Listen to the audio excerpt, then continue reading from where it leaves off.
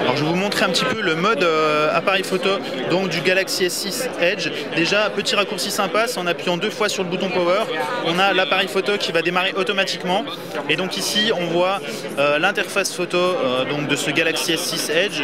On voit qu'en pressant ici on peut donc masquer les raccourcis et en appuyant sur le bouton ici on a donc tous les détails complets ici. Voilà. Et en cliquant sur mode, on va voir tous les raccourcis fréquents donc, de ce smartphone. On va retrouver quand même pas mal de choses comme slow motion, fast motion, donc là c'est plutôt sympa. Selective focus, c'est pour faire le focus après coup, après la photo. Un mode panorama évidemment. Un mode pro qui va en fait vous permettre de régler pas mal de choses à la main. C'est un peu un mode manuel, donc on va pouvoir régler les ISO, la balance des blancs, différentes choses, voilà. L'exposition aussi, voilà, donc on a quand même pas mal de choses là-dessus, donc ça c'est ce qu'ils appellent le mode pro. La plupart des gens seront évidemment en mode automatique, donc là-dessus j'ai comparé le Galaxy S6 avec le Xperia Z3 qui est un peu pour moi la référence en termes de smartphone Android en termes de photos, et il s'en sort vraiment pas mal. On retrouve donc comme je l'ai dit tout à l'heure le slow et fast motion, visual shot, là-dessus j'ai pas encore essayé.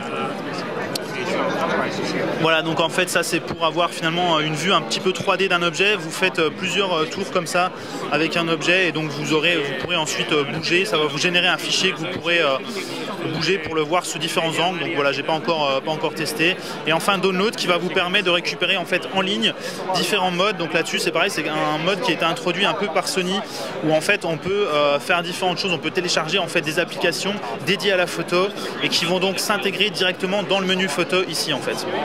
Ici, si vous downloadez différentes applications, vous pourrez scroller et les retrouver par ici. Voilà.